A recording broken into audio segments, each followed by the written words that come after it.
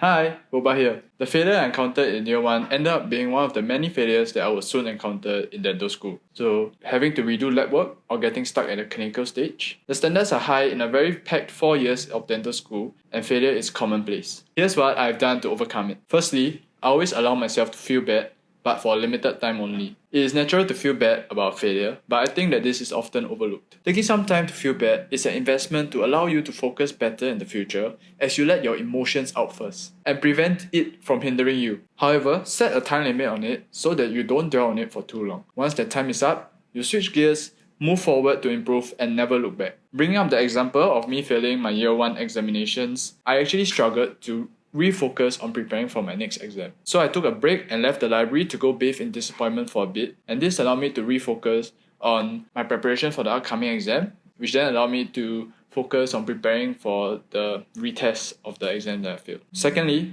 think in time horizons. The key point here is to understand that learning is a process that requires time, and as much as we would like our learning process to be smooth, it will inevitably be filled with ups and downs. Thinking for the longer term will allow you to see the bigger picture as a whole. To put things into perspectives, right now I'm probably doing my first few fillings, scaling, or even crowns for school. And this may seem like all that I'm doing right now. So I may be slower or even have some difficulties doing what I have to do. But these are the many stepping stones that I have to take to become competent at the many other scaling and fillings and crowns that I have to do in the future. After that, focus on what you can control and what matters. This means planning what to do next to improve so that you can overcome the obstacle should you encounter it again. You should also be focusing on yourself and not comparing yourself to others. Everyone is on a different path of their own journey, and from a personal point of view, it doesn't really matter to you. The Art of Not Giving a F by Mark Manson is actually a great book on this. Once you have let your emotions out and start planning for the future, you already have taken your first steps in dealing with failure. So what is more important now is to be consistent. So after sorting yourself out, taking the first step is actually the easiest part. However, the actual progress comes from you being able to maintain your momentum. Work on yourself bit by bit every day, and you will be surprised by the results that you'll be able to achieve. This is actually the toughest part,